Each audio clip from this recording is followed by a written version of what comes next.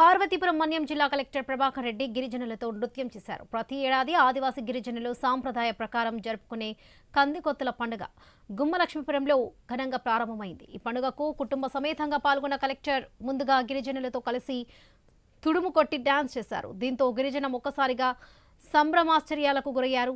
కందికొత్తుల పండుగను ప్రభుత్వం పరంగా నిర్వహించే విధంగా కృషి చేస్తానని కలెక్టర్ తెలిపారు. ఆదివాసీలు అతి ఘనంగా కంది కొత్తల పండగని నిర్వహిస్తున్నారు.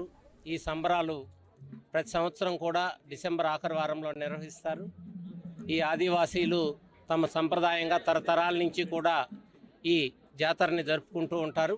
కంది పంట పూర్తి స్థాయిలో దిగుబడి వచ్చి కోసినటువంటి సందర్భంగా, అదేవిధంగా వరి దిగుబడి వచ్చి ఇంటికి ధాన్యం అందిన సందర్భంగా వీరు ఈ కంది కొత్తల పండుగ జరుపుకునే వరకు కూడా అందులో ఉన్నటువంటి ఏ గింజను కూడా తినకుండా దాన్ని ఒక ఆచారంగా తీసుకురావడం జరిగింది.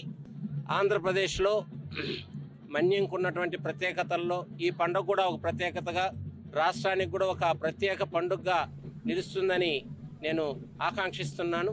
ప్రభుత్వం వైపు నుంచి కూడా ఇక్కడ మరిన్ని సౌకర్యాల ఏర్పాటుకు కృషి చేస్తామని చెప్పి తెలియజేస్తున్నాం.